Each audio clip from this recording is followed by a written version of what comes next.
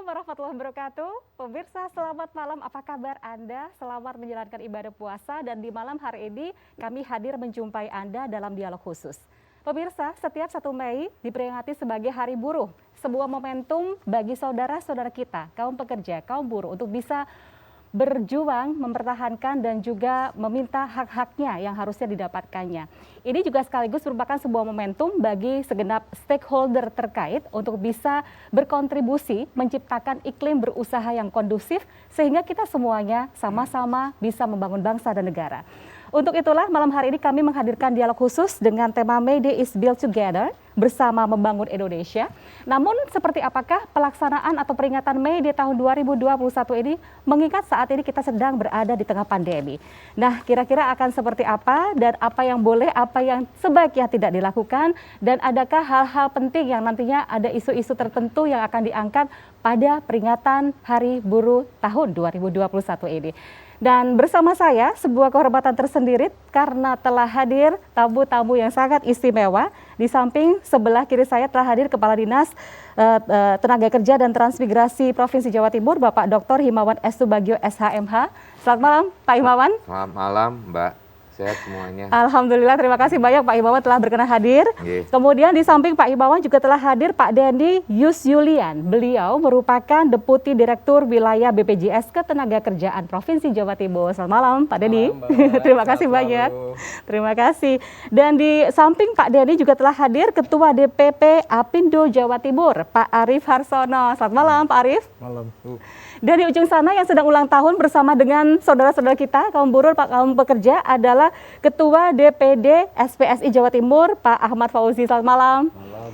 Ini kita penasaran gitu ya, untuk peringatan Hari Buruh tahun 2021 ini, akankah diperingati seperti tahun-tahun sebelumnya, sebelum pandemi, atau seperti apa kira-kira? Oke, selamat malam pemirsa JTB dimanapun berada. Sesungguhnya kami yang happy birthday, kamilah yang berulang tahun, kamilah yang bisa merayakan. Untuk itu, apakah perayaan kami akan kami setel dengan determinasi yang tinggi, dengan permainan yang mohon maaf agak keras, agak sejuk, atau bagaimana, mengingat suasana Ramadan dan COVID. Maka untuk itu kami nyampaikan dimanapun panggung, kami ngamen di setiap kabupaten kota, di 38 kabupaten kota di Jawa Timur. Saya jelaskan posisi pekerja, saya jelaskan posisi pengusaha di Jawa Timur. Sungguh di mana-mana kami menyampaikan bahwa taglik saya adalah dalam kapasitas sebagai Ketua SPSI Jawa Timur, Ketua Serikat Pekerja yang terbesar, tetapi yang terbesar itu lagi-lagi kami buang ego, kami lebih bersama-sama, berkawan, bersaudara, berdulur ya dengan serikat pekerja yang lain, yang untuk itu 2-3 bulan yang lalu belum pernah terjadi di Jawa Timur. 51 tahun saya mengistilahkan baru kali ini berkolaborasi antara serikat pekerja kecil, menengah, sedang, yang kita sebut dengan Gerakan Serikat Pekerja Jawa Timur, disebut dengan Gesper. Ada 38 wakil ketua, ada 38 sekjen, dan kita menunjuk 1 orang juru bicara. Yang semua itu kita tahu semua. Ada yang organisasi cinta dialog, dialog nomor 1. Tetapi tak jarang dia akan turun jalan kalau emergensi. Ada organisasi serikat pekerja yang selalu menginginkan di jalan raya. Determinasinya begitu tinggi. Ada serikat pekerja yang mohon maaf senantiasa beristighosah, berdoa setiap dia mengakhiri setiap konflik di perusahaan atau dengan pemerintah. Untuk itu kolaborasi penting ini, yang jago dialog, yang jago di jalan raya, yang jago istighosah atau berdoa, kita kelompokkan menjadi satu wadah, namanya Gerakan Buruh Serikat Pekerja Jawa Timur, yaitu Gesper, yang ketua umumnya adalah saya langsung, di samping Ketua DPD SPSI Jawa Timur. Maka kami merenung terhadap bagaimana May Day yang kurang 2 hari lagi, yaitu hari Sabtu. Pemikiran saya sebagai Ketua Gesper dan pemikiran saya sebagai Ketua SPSI Jawa Timur, bahwa Jawa Timur saya maknai di mana-mana tidak punya PR, Ibu Gubernur tidak punya masalah, Ibu Gubernur saya mengisyaratkan tanpa masalah. Apa sebab? Ibu Gubernur telah secara cantik menandatangani UMK. Ibu Gubernur telah secara sopan menandatangani UMP. Ibu Gubernur telah secara penuh keguyuban menandatangani UMSK. Di tempat lain bayangkan, ada banyak provinsi, ada banyak kabupaten yang tidak menaikkan UMK. Di tempat lain ada banyak provinsi yang menaikkan UMK ala kadarnya. Tetapi sungguh luar biasa, komplit betul Jawa Timur, hampir tidak ada persoalan, UMK naik, UMP naik, UMSK naik. Artinya adalah nanti 1 Mei akan seperti apa? Nanti saya akan menjawab di situ. Oleh karena itu, gitu ya, kan? oleh karena itu saya tidak mau terjebak di situ. Oleh karena itu PR Jawa Timur yang hampir rata-rata dipastikan tidak ada masalah. Ibu Gubernur, pemerintah Provinsi Jawa Timur tidak punya hutang. Tetapi yang punya hutang pemerintah pusat. Bayangkan saja, dalam 2 bulan tidak ada presiden di dunia itu menandatangani perpres, peraturan pemerintah sampai 5 kali, bayangkan. Padahal kita masih berdebat di Jakarta terhadap Undang-Undang Cipta Kerja, kita masih menyuarakan di MK, kita lagi berdebat di MK. Siapapun tahu, semua rakyat se-Indonesia, apalagi itu presiden, mulai bupati, wali kota sampai presiden harus taat terhadap MK. Kita lagi bersidang, jangan dong, hormati dong. Kalau belum ada putusan, jangan bikin perpres baru, jangan bikin undang-undang baru. Ini masih kita berdebat. Baik. Maka komitmen kami bersama serikat pekerja yang besar, menengah, tetap menyuarakan apapun yang terjadi. Bahkan saya underline, titik darah penghabisan kami akan menolak terhadap Undang-Undang Cipta Kerja. Ini ada masalah. Maka untuk itu bagaimana kami meramu Jawa Timur tidak ada masalah, sementara Jakarta ada masalah. Kalau kami diam berarti kami seakan-akan menerima dengan persoalan itu. Kalau kami berteriak dengan determinasi yang begitu tinggi, kami tidak sadar bahwa dalam suasana kebatinan yakni COVID. Kalau kami berjuang dengan gigih bahkan tumpahan darah, kami tidak sadar bahwa ini bulan puasa. Maka tidak gampang menentukan detik-detik akhir menjelang 1 Mei ini. Bagaimana saya harus berbicara dengan para stakeholder. Maka untuk itu 3 hari yang lalu saya silaturahmikan Ibu Gubernur dengan para tokoh serikat pekerja. Maka 2 hari yang lalu saya silaturahmikan dengan Bapak Kapolda dan Pak Kapolda. Dan hari ini saya talkshow di mana-mana di seluruh Jawa Timur untuk menjelaskan posisi serikat pekerja, posisi buruh. Meskipun saya yakin ada banyak anak bangsa di Jawa Timur ini jujur sejujur-jujurnya. Ada orang yang menikmati UMK begitu nyamannya. Tetapi jujur sekali lagi, ada banyak orang yang tidak menikmati UMK karena pandemi. Maka oleh karena itu, langkah apa, keputusan apa mengenai May Day ini akan saya finishing bersama para tokoh di Jawa Timur besok malam, detik-detik akhir sebelum May Day. Baik, berarti kita masih menantikan begitu ya, besok malam akan seperti apakah peringatan May Day ini. Tapi apapun itu tentu ada begitu banyak hal, ada begitu banyak tantangan yang kita hadapi bersama-sama dan antara kaum buruh, pekerja, pemerintah, kemudian pengusaha dan berbagai stakeholder lainnya memang harus saling bersinergi begitu ya, tidak bisa jalan sendiri-sendiri karena bagaimanapun juga ini adalah kerja kita bersama-sama untuk menjadikan Jawa Timur terus terbangun dengan baik. Kita harus break sejenak, pemirsa, kami akan segera kembali usai jeda pariwara berikut ini.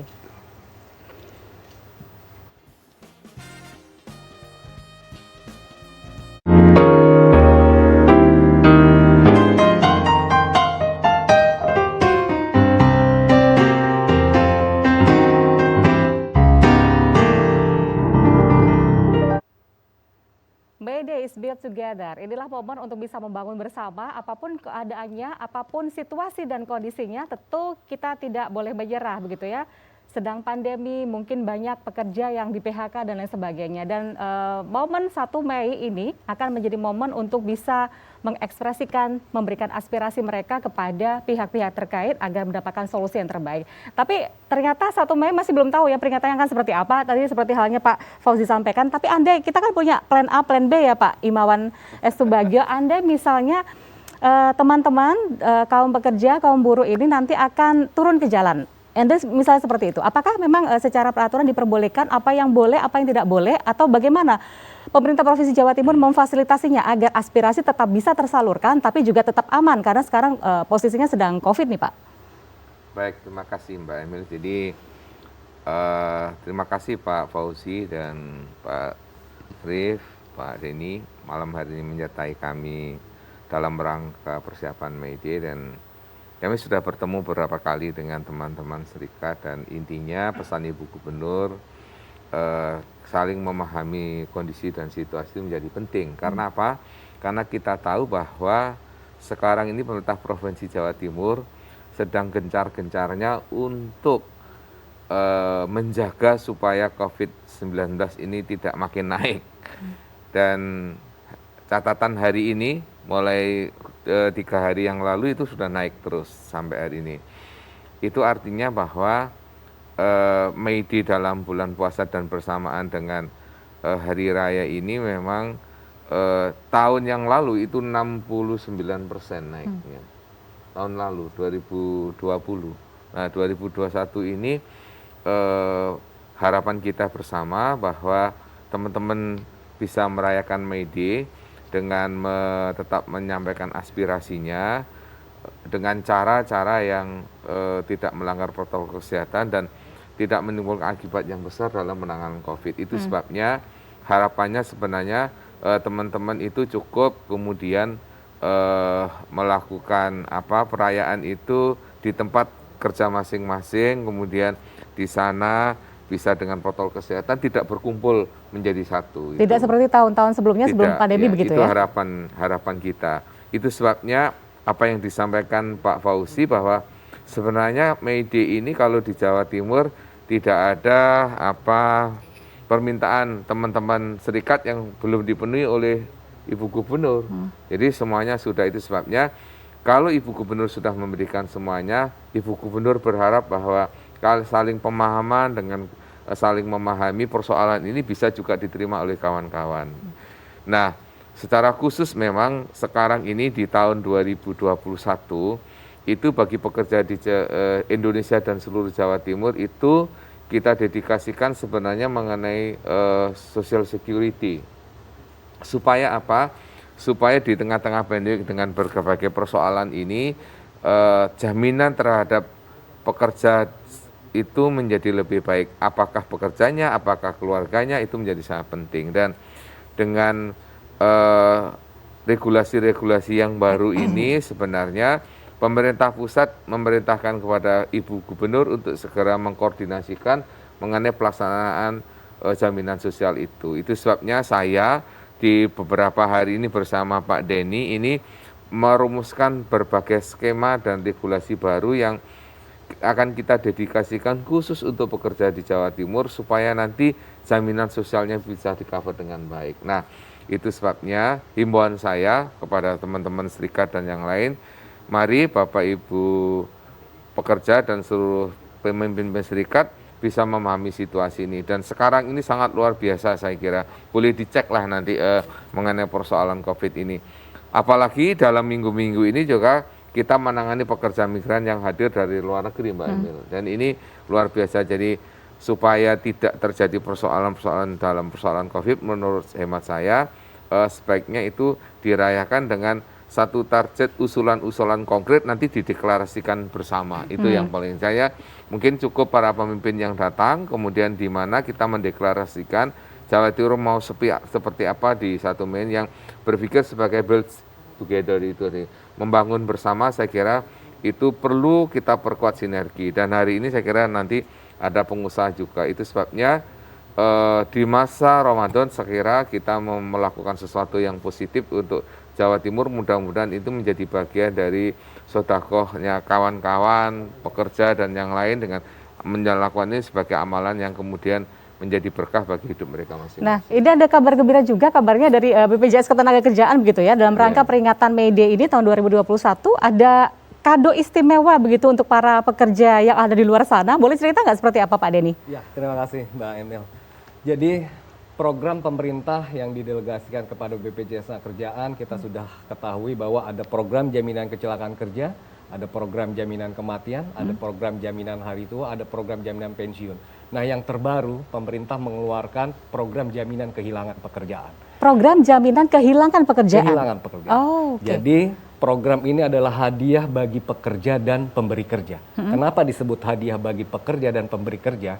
Karena iurannya itu 0,46%, yang 0,22% itu ditanggung oleh pemerintah, sedangkan sisanya adalah rekomposisi dari iuran jaminan kecelakaan kerja dan jaminan kematian. Jadi Anda misal ada pekerja yang kehilangan pekerjaannya selama pandemi ini, apa saja yang akan diterima olehnya? Nah, pada saat si pekerja ini di PHK, secara otomatis BPJS Kerjaan, BP Jam Sostek akan memberikan uang santunan besarnya 45% gaji terakhir mereka selama 3 bulan. 3 bulan berikutnya akan diberikan bantuan berupa uang besarnya 25%. Nah, itu 6 bulan pertama. Harapannya dalam kurun waktu 6 bulan, pemerintah provinsi melalui Dinas Tenaga Kerja akan menyiapkan sarana dalam bentuk informasi bursa lapangan kerja.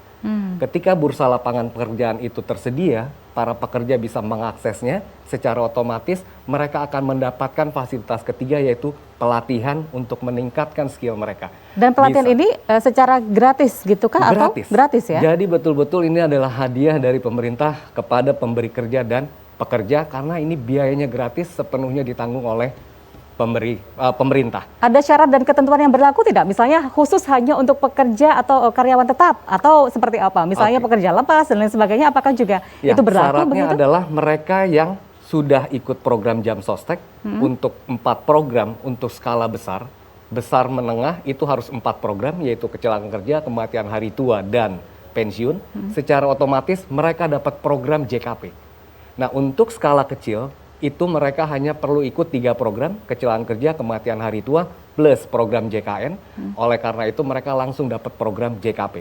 Nah, mereka yang diberhentikan, kena PHK, otomatis akan dapat manfaat tersebut. Itu yang pertama. Nah, hadiah berikutnya adalah beasiswa buat anak pekerja. Yang kebetulan kita tidak tahu kapan mereka bisa meninggal dunia. Meninggal dunia karena kecelakaan kerja, meninggal dunia karena sakit. Oleh karena itu pemerintah memastikan anak ini tidak akan putus sekolah. Karena pemerintah melalui BP Jam Sostek sudah memberikan beasiswa buat mereka. TK sampai perguruan tinggi. Untuk TK setiap tahun selama 2 tahun akan diberikan 1,5 juta selama 2 tahun. SD selama 6 tahun akan diberikan 1,5 juta setiap tahun. Untuk SMP selama 3 tahun diberikan 2 juta rupiah selama per tahun.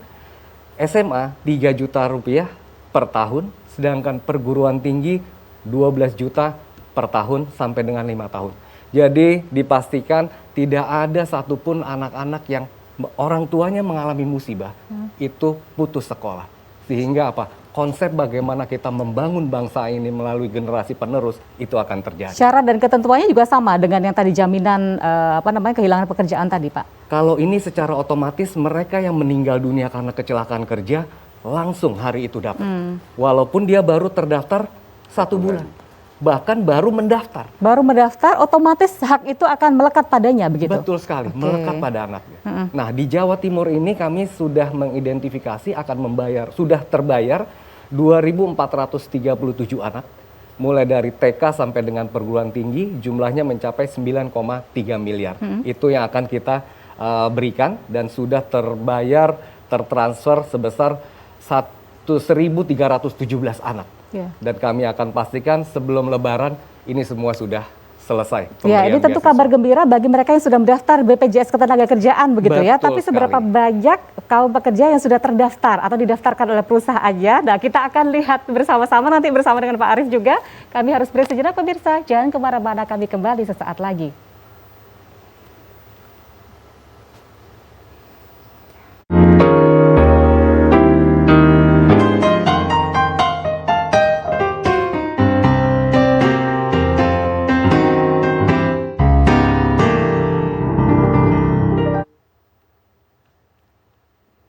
Terima kasih Anda masih bergabung bersama kami dalam dialog khusus yang kali ini dipersembahkan oleh Dinas Komunikasi dan Informatika Provinsi Jawa Timur.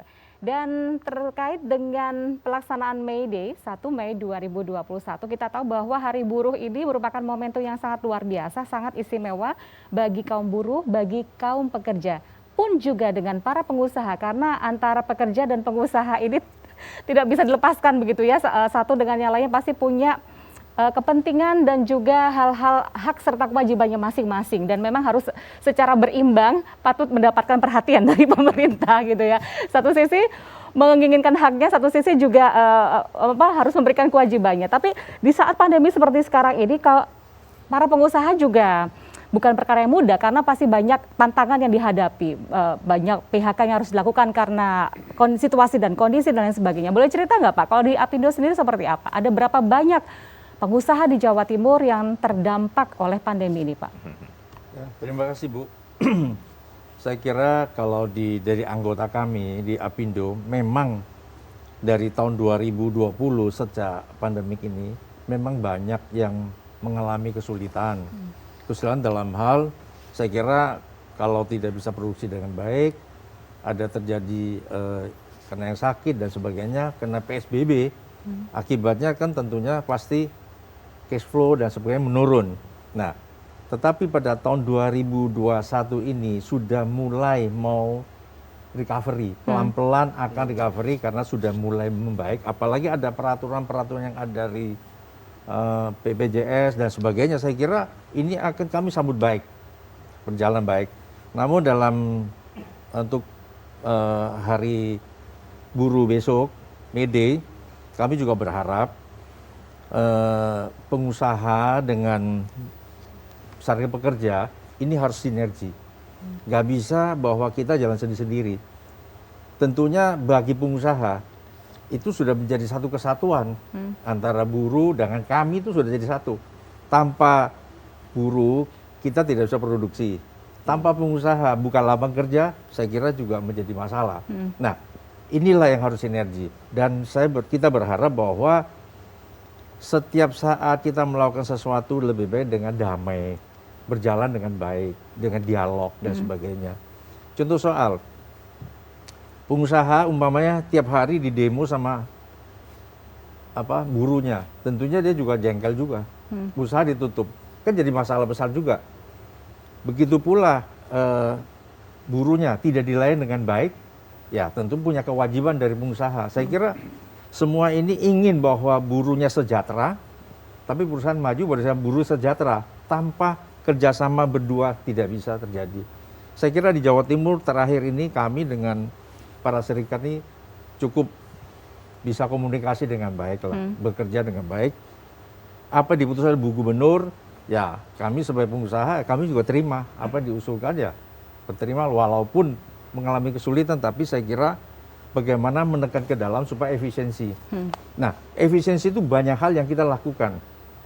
Efisien mungkin di dalam kalau ada kenaikan UMR, UMSK dan sebagainya, itu saya kira juga tekan ke dalam efisiensi, bisa aja dengan transport dan sebagainya ya, bisa diatur supaya efisien. Nah, dalam hal ini kita juga berharap bahwa buruh juga mengerti juga bahwa pada saat pandemi COVID begini ini, tentunya kita sama-sama menyadari lah bahwa ini masing-masing punya kesulitan, masing-masing mempunyai masalah yang harus kita cari jalan keluarnya. Dan terakhir ini memang cukup baik dialognya antara perusahaan dengan buruhnya juga cukup berkomunikasi dengan komunikasinya baik ya, Pak? Cukup komunikasi dengan Pak baik. Pak Fauzi merasa komunikasinya baik dengan para pengusaha? Lumayan. Oh lumayan, kok lumayan sih? Berarti ada sesuatu apa kira-kira yang mungkin bisa membuat komunikasi ini makin mesra gitu, Pak? Ya, saya rasa transparansi dan akuntabilitas itu menjadi jawaban pertama dan yang terakhir. Saya melihat dalam kapasitas saya sebagai Ketua Dewan Pengupahan Unsur Pekerja, masih banyak anak bangsa di Jawa Timur ini yang mohon maaf di luar sana yang tidak bekerja di informal. Ada banyak guru-guru madrasah, diniyah, aliyah yang swasta. ada gaji yang masih 700.000 satu bulan, ada yang 1,5 juta satu bulan. Bayangkan, ironi dan menyedihkan bagi kami. Tetapi saya bangga dan terharu dan bersyukur ada anak bangsa yang bekerja di perusahaan-perusahaan maju yang gajinya bukan hanya UMK 4,4 juta, tetapi ada yang tembus 5 juta, 7 juta, bahkan 10 juta. Tinggal bagaimana pengusaha dan pekerja mensiasati. Saya sering bilang bahwa tidak ada garansi bagi perusahaan yang tidak berkonflik sepanjang pengusahanya merangkul, menenak bobokkan kepada pekerjaannya. Banyak kasus di dunia perusahaan itu, di dunia industri, mereka yang bergaji 15 juta. Ada banyak konflik. Apa sebab? Karena kurang dirangkul pekerjaannya. Dan tidak ada garansi, bahkan mohon maaf, jangan dihina. Mereka yang gajinya hanya 2 juta, 1,5 juta, bahkan 3 juta, tidak ada konflik perusahaan itu. Apa sebab? Karena mereka dirangkul. Yang gaji 15 juta, 10 juta, ada konflik terus setiap hari bahkan. Karena perusahaannya mohon maaf, dipisui terus. Yeah. Jadi, artinya apa? Akuntabilitas, transparansi, dan mohon maaf, merangkul bahwa satu kesatuan. Saya setuju apa yang disampaikan oleh Pak Arief. Tidak ada pekerja yang bisa bekerja tanpa dunia usaha. Yeah. Pengusaha juga begitu. Sadarlah, kau bisa membangun perusahaannya dari perusahaan 1 hingga sekarang menjadi 10 perusahaan akibat keringat mereka. Ya, jadi simbiosis mutualisme begitu ya. Dan intinya adalah komunikasinya memang harus terjalin secara kontinu sehingga tidak ada misunderstanding. Pak Arief, kalau boleh tahu kan kondisi satu perusahaan dengan yang lain selama pandemi ini berbeda. Ada sektor-sektor tertentu yang justru melejit naik begitu ya selama pandemi, telekomunikasi dan lain sebagainya kan semakin naik. Ada sektor-sektor yang lain yang justru memang mereka benar-benar harus survive gitu. Boleh cerita nggak tentang hal tersebut? Kalau kita melihat ya, sekarang ini yang paling susah itu di pariwisata. Restoran, hotel, manufaktur umpamanya, industri mobil, dan sebagainya. Itu memang mengalami sulit. Tekstil terutama, tekstil, sepatu, itu kan padat karya. Dan memang mau ekspor dan sebagainya memang harus on time. Yeah. Kalau PSBB otomatis nggak bisa on time kan, karena harus jaga dan sebagainya. Tapi ada memang yang bagus, memang ada. Ya tapi di sini saya nggak bisa ngomong mana yang bagus kan Bu. Nanti ngomong lagi semua pada bikin industri itu ya. Saya kira untuk ekspor ya. Kalau kita melihat ekspor yang baik itu banyak lah ya. Kayak sawit dan sebagainya. Saya kira itu sementara ini masih justru berjalan. selama pandemi masih bagus gitu ya peluangnya ya. Masih baik karena ekspor masih berjalan. Iya. Nah untuk industri lainnya mungkin kesehatan. Memang banyak pengusaha punya inisiatif atau kreatif membuat sesuatu yang lain daripada yang lain gitu ya. Contohnya ada anak perusahaan kami, kita cerita, memang biasa produksi hydrogen peroxide, tapi karena pandemik begini membutuhkan untuk membuat sesuatu, yaitu disinfektan, itu bisa dibuatlah supaya berjalan dan itu jangan sampai. Jadi cepat beradaptasi dan melakukan inovasi begitu ya, melihat situasi dan kondisi yang ada. Kita lihat banyak ibu-ibu yang bekerja nawarin kue dan sebagainya kan banyak sekali. Nah itu memang memerlukan kerjasama antara pengusaha ya dengan burunya juga. Saya kira sangat di Jawa Timur menurut saya sangat kondusif. Baik, Pak Imawan. Pengertiannya cukup bagus. Ya. Terhadap sektor-sektor yang memang terpuruk begitu ya selama pandemi ini, dari pemerintah Provinsi Jawa Timur ada tidak semacam apa ya program tertentu yang dilakukan kepada mereka agar mereka tetap bisa survive dan para pekerja tidak ada yang di PHK nih Pak? Bu Gubernur sudah memberi saran beberapa hal. Jadi misalnya ada industri-industri yang mengalami tantangan itu dibicarakan bersama dengan pekerjanya, kemudian dengan cara misalnya mengurangi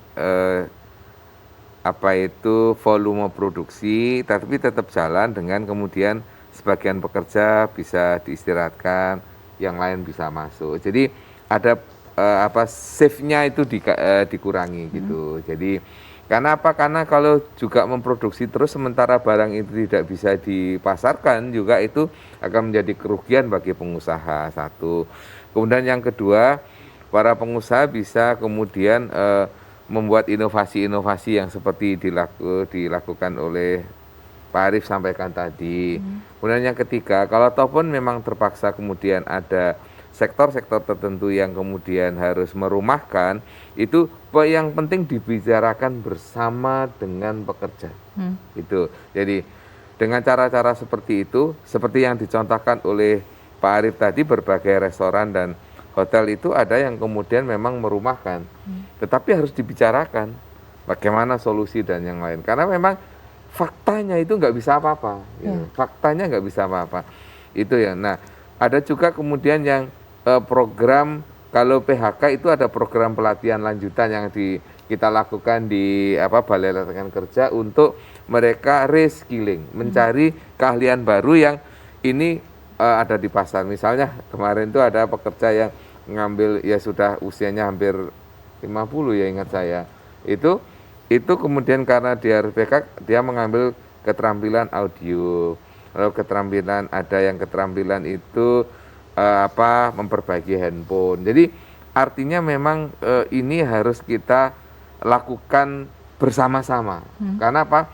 Ke depan kalau ini tidak bersinergi pasti nggak bisa. Sehingga saya kira cocoklah Mede kali ini karena kita recovery together itu betul. Kita harus sekarang ini merecovery kondisi ini sehingga kita terbuka. Saya tambahkan sekali. Misalnya THR sekarang ini kan yang berat. Pasti berat buat para pengusaha. Tetapi saya sudah sampaikan, Pak Arief juga sudah sampaikan, sebenarnya sekarang ini sudah mulai ada pertumbuhan lah ya dari banding tahun 2020 yang sangat terpuruk. Itu sebabnya himbauan untuk kemudian memberi hadiah kepada pekerja dalam THR, menurut saya itu hal yang wajar disampaikan oleh pemerintah. Jadi ini recovery juga, pemberian THR itu recovery loh. Jangan dikira itu tidak recovery.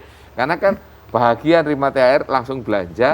Produk bisa dibeli dan yang lain sehingga uang itu terus berputar, pabrik juga bisa memproduksi lagi, pekerjanya giat bekerja. Nah, Anda misalnya ada pengusaha atau perusahaan yang tidak bisa membayarkan kewajibannya membayar THR kepada para pekerja, ini kira-kira apa yang nanti akan terjadi? Akankah ada semacam entah dalam tanda kutip sanksi atau seperti apa? Begitu nanti dijawab sama Pak Iwawan. Dan kami harus break sejenak, kami akan kembali dalam dialog khusus yang dipersembahkan oleh Dinas Komunikasi dan Informatika Provinsi Jawa Timur. Sesaat lagi.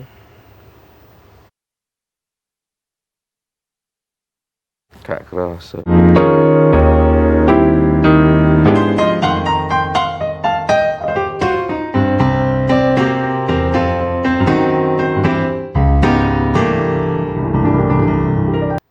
Senang sekali Anda masih bergabung bersama kami dalam dialog khusus yang dipersembahkan oleh Dinas Komunikasi dan Informatika Provinsi Jawa Timur. Kita kembali ke masalah THR. Ada perusahaan yang ternyata karena situasi dan kondisi selama pandemi membuat mereka tidak bisa menjalankan kewajiban membayar THR kepada para karyawannya. Lantas apa yang dilakukan oleh pemerintah Provinsi Jawa Timur nih Pak Imawan?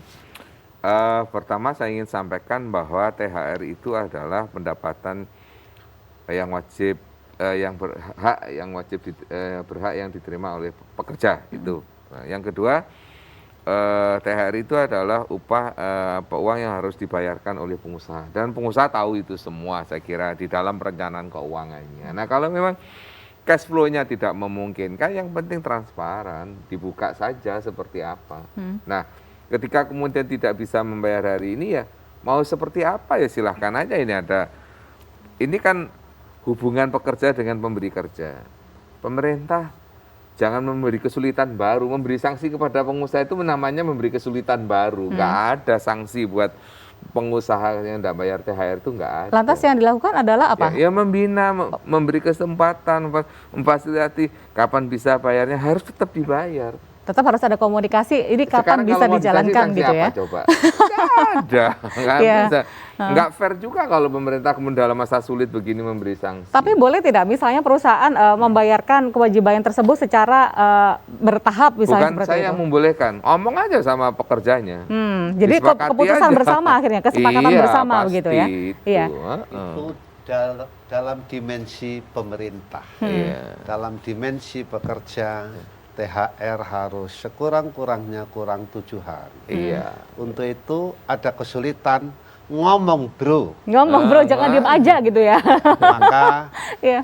tahun lalu kita bisa mempotret ada banyak perusahaan yang mohon maaf dengan memberikan THR-nya di kredit. Ada yang 50%, 75% Iya. baru akan dilunasi setelah hari raya.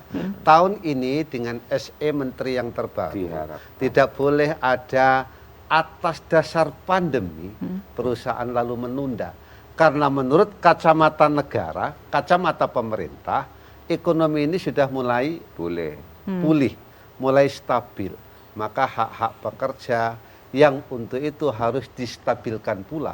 Karena kalau THR diberikan, apa yang disampaikan oleh Pak Kadis, dengan sendirinya ekonomi juga akan semakin merata. Meskipun saya agak kecewa dengan peraturan pemerintah terhadap, mohon maaf, larangan untuk mudik ini. Sebenarnya mudik itu adalah 1 kali mudik itu 3 kali lipat dari kenaikan ekonomi. Bayangkan uang rakyat Indonesia akan tersebar di seluruh Indonesia karena mudik, maka ekonomi akan menggeliat. Tetapi karena nyawa menjadi acuan utama yakni COVID, kita tidak bisa apa-apa. Maka untuk itu saya tetap menyuarakan pengusaha tolong berikan THR-nya sesuai dengan amanah SE Menteri yang terbaru, minimal 1 minggu sebelum hari 7 raya. hari sebelum. Kalau misalkan harus emergensi dan tidak bisa membayar, negosiasi dan dialog di situ harus hadir. Maka kedua belah pihak harus menjunjung tinggi nilai-nilai demokrasi, prinsip tidak boleh ada idealisme yang dalam kata bahasa saya adalah membunuh industri. Idealisme silahkan disampaikan, tetapi jangan sampai membunuh industri. Ada masalah, bicarakan. Bicarakan. Akuntabilitas dan transparansi itulah jawaban. Baik, untuk selanjutnya kalau untuk Pak Denny nih terkait dengan May Day nanti, kira-kira selain tadi ada 2 kado tadi, apalagi nih harapan dari BPJS Ketenagakerjaan terhadap kaum buruh, kaum pengusaha juga nih Pak Denny? Ya, BPJS Ketenagakerjaan ini kan salah satu pilar untuk menjaga kesejahteraan para pekerja. Jadi salah satu pilar untuk mensejahterakan masyarakat dalam Undang-Undang Dasar 1945 adalah social security. Nah, kebutuhan dasar dari para pekerja dengan diikutsertakan pada program BPJS Ketenagakerjaan, secara otomatis perlindungan dasar mereka akan terima. Ketika mereka mengalami resiko hubungan kerja, kecelakaan, perawatan dan pengobatan 100%. Ada santunan kematian untuk ahli waris. Ada jaminan hari tua yang bisa mereka manfaatkan ketika mereka sudah tidak bekerja lagi karena memasuki usia pensiun. Ada jaminan pensiun yang akan mereka terima setiap bulannya sampai mereka meninggal, bahkan diwariskan pada ahli warisnya sampai dengan 2 orang anak. Dan yang terbaru adalah jaminan kehilangan pekerjaan. Dengan manfaat yang sedemikian baik, maka kami menghimbau untuk para pekerja yang belum terdaftar mendorong pengusahanya untuk mendaftarkan dirinya sebagai peserta jam sostek. Jadi para pekerja yang didorong untuk Ya, ini seharusnya pengusahanya atau pekerjanya nih? Jadi pekerja yang begini. mendaftar. Gimana Ini Pak Imawan? bukan vis a vis. Jadi ini soal kerja bareng. Jadi kita sudah menyampaikan kepada semua para pemimpin serikat dan buruh untuk mengetahui ini dulu. Pengetahuan mengenai jaminan sosial ketenagakerjaan itu perlu dimiliki oleh para pekerja. Supaya dengan pengetahuan itu kemudian mereka bisa memberitahukan kepada kita di Disnaker kalau ada mereka yang belum diikut sertakan. Nah, kami yang akan turun untuk menengahi persoalan itu. Jadi, Memediasi gitu ya? ya pasti. Jadi kita akan periksa semua perusahaan apapun besar kecil di Jawa Timur, ini statement saya ya, supaya akan kita periksa semua perusahaan besar kecil yang tidak mengikut sertakan kepesertaan BPJS Ketenagakerjaan, tetapi informasi itu yang tahu adalah pekerja. Maksudnya itu loh, Mbak. Maksudnya itu. Jadi pekerja yang nanti akan menginformasikan gitu ya, ketika dia sudah mendapatkan BPJS Ketenagakerjaan atau belum gitu. Iya, itu penting. Makanya ada serikat ini juga perlu mempunyai pengetahuan itu untuk membangun komunikasi kepada seluruh PUK di semua lini perusahaan. Kalau mereka itu bekerja, apakah itu pekerja yang kontrak, apakah itu pekerja yang outsourcing, pekerja harian, pekerja semua yang namanya pekerja itu pada dasarnya wajib diikutkan. Itu sebabnya di Jawa Timur saya bersama kawan-kawan di Disnaker dan kita sudah dikeluarkan oleh Bu Gubernur semua ya, semua pekerja di pemerintah provinsi sendiri, BUMD dan semua perusahaan di BUMD kita, kemudian pekerja honorer, pekerja yang kontrak dan yang lain di Jawa Timur, di provinsi harus diikutkan BPJS Ketenagakerjaan. Jadi artinya kami di pemerintah Provinsi Jawa Timur ingin mempelopori kepesertaan ini. Karena apa? Ini perlindungan yang luar biasa buat pekerja. Misalnya Mbak ya, ini kalau kecelakaan kerja, berapapun biaya rumah sakit sampai 3M dibayar sama BPJS Ketenagakerjaan. Ini makanya saya bersemangat untuk kemudian menyampaikan himbauan ini kepada para pengusaha. Kalau tidak, itu akan ditanggung oleh perusahaan. Bayangkan kalau ada kecelakaan, kemudian dirawat hampir 500 juta habisnya. Kalau nggak diikutkan, itu harus tanggung perusahaan. Berapa kerugiannya perusahaan untuk itu. Makanya persoalan-persoalan seperti saya kira ini menjadi concern kami di Dinas Tenaga Kerja bersama BPJS Ketenagakerjaan dengan bersama kawan serikat untuk sama-sama kemudian tumbuh bersama pengusaha untuk memiliki persepsi dan konsep yang sama mengenai BPJS Ketenagakerjaan. Gitu. Jadi kenapa yang disampaikan tadi menghimbau itu bukan itu maksudnya supaya report. Ya. Karena yang paling tahu kondisinya adalah sang pekerja begitu ya. Nah, ini momentum May Day ini kan kita berharap semua stakeholder gitu sinergis gitu ya. Kira-kira kalau dari sisi SPSI sinergitas seperti apa yang benar-benar didambakan dan diinginkan, Pak? Saya berkali-kali menyampaikan dimanapun kami ada bahwa saya selalu konsisten dalam bahasa agama saya adalah istiqomah, bahwa berjuang tetap harus dilakukan. Oleh karena itu taklik saya sebagai ketua SPSI Jawa Timur, karena SPSI itu besar, para ketuanya banyak, dan saya ketua konfederasinya. Teman-teman sering menyebut saya ketua umumnya. Maka taklik saya di Jawa Timur, apa yang dilakukan di Jawa Timur, masalah apa yang disampaikan di setiap perusahaan di Jawa Timur, apakah masalah dengan perusahaan, apakah masalah dengan pemerintah, harus idealisme mereka itu harus dititik beratkan, tidak boleh membunuh industri. Sekali lagi itu. Maka untuk itu sinergitas yang disampaikan oleh Pak Arief itu kita menyambut dengan riang gembira. Meskipun kadang kita sering dilukai perasaan ini oleh dunia usaha. Yang bikin terluka apa saja sih Pak kira-kira? Yang terluka antara lain, kadang setiap ada kenaikan mohon maaf, dibilang tidak ada. Perusahaan juga lagi sakit, padahal sehat. Ini bahasa-bahasa yang sering ada di lapangan. Tetapi pada saat yang lain, mereka telah melakukan ekspansi perusahaan, mereka telah membangun perusahaan yang lain. Untuk itu tidak ada gunanya kita bicara transparansi. Maka saya menyampaikan, dunia usaha, apalagi Bu Gubernur menyampaikan, dunia usaha tetaplah ada di Jawa Timur ini. Kita para tokoh serikat pekerja akan menyuguhkan dialog yang kata agama yang rahmatan lil alamin. Tidak angkuh, tidak cangkok. Bahwa memang di Jawa Timur khususnya ring 1 sangat berat persoalan. Apa? UMK di Jawa Timur ring 1 bukan 2 juta, tapi 4,4 juta, bayangkan. Di sebelah sana saingan kita yaitu Jawa Tengah, UMK-nya hanya 2,6 juta, Kota Semarang. Bayangkan, itu sama saja dengan UMK Kabupaten Jombang. Tentu masalah ini yang harus dipikirkan oleh pemerintah, oleh para dunia usaha. Maka kita kadang permainan sepak bola kita kadang bukan permainan ofensif, menyerang. Kita 10 tahun terakhir, apalagi pandemi ini, kita bermain dengan sepak bola yang defense, bertahan terus. Kadang kita menyuarakan terlalu kasar, terlalu vulgar, pengusaha. Belum kita teriaki sudah menangis, menjerit.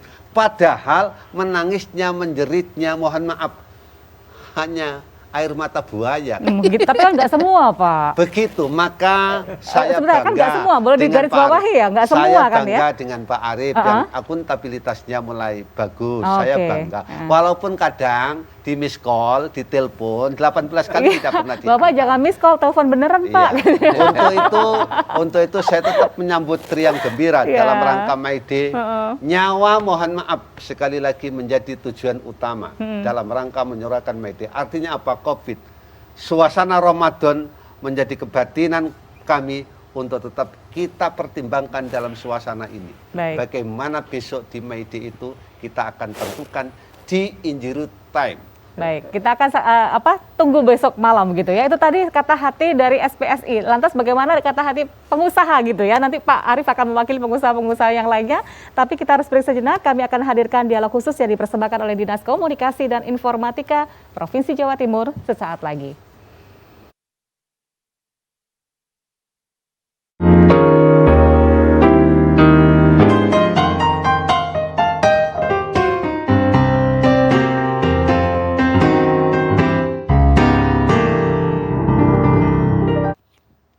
Ya, senang sekali Anda masih bergabung bersama kami dalam dialog khusus yang dipersembahkan oleh Dinas Komunikasi dan Informatika Provinsi Jawa Timur. Masih terkait dengan May Day yang kita harapkan bisa menjadi momentum untuk bisa melakukan recovery bersama-sama antar satu dengan pihak yang lainnya. Sinergitas tentu menjadi kunci begitu ya. Tadi kita sudah mendengarkan seperti apa harapan yang terjadi dengan sinergitas berbagai stakeholder yang ada di Jawa Timur dari sisi SPSI.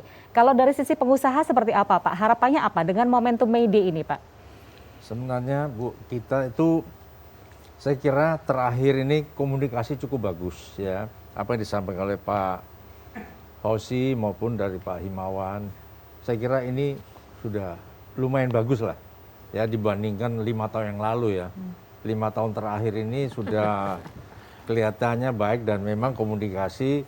Kalau beliau bilang telepon saya 10 kali, saya kira enggak. Sebelum saya telepon beliau kemarin.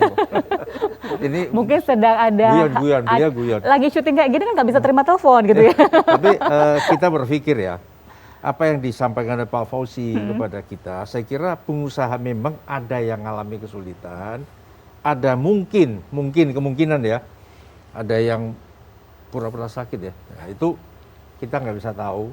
Tapi memang tentunya semua ini ada komunikasinya, tentu ada pemerintah yang biasanya menangani. Kalau sesuatu biasanya kami langsung ke Pak Himawan atau dengan Ibu Gubernur, kita merundingkan kira-kira pengusaha yang mengalami kesulitan, bagaimana caranya dia mengatasi. Saya kira kita juga nggak bisa ikut campur urusannya dapur mereka. Tapi di Jawa Timur ini kelihatannya komunikasi cukup baik antara Bu SP dengan perusahaan itu sangat efektif dan sangat baiklah komunikasinya. Beberapa perusahaan memang kalau kita lihat kalau perhotelan, restoran kita nggak bisa ngomong. Itu memang karena pariwisata ya, jadi ada kesulitan. Tapi kalau manufaktur kelihatannya sekarang sudah mulai bangkit pelan-pelan. Memang ada yang susah, tapi pelan-pelan bangkit. Dan kami juga menyambut baik, Pak Denny tadi menyampaikan begitu. Saya kira para pengusaha akan menyadari. Kalau tidak mendaftarkan ke BPJS, kan menjadi kesulitan dia sendiri. Ya. Nah, itulah yang perlu kita komunikasikan juga dengan mungkin harus mengadakan pertemuan dengan BPJS, pengusahanya, dan saya kira semua sadari kok. Itu nggak seberapa bayarnya, cuma sekian. Tapi kalau terjadi sesuatu kan jadi berat. Luar biasa ya. gitu ya, berat di belakang. Itu adalah melindungi karyawan kita juga.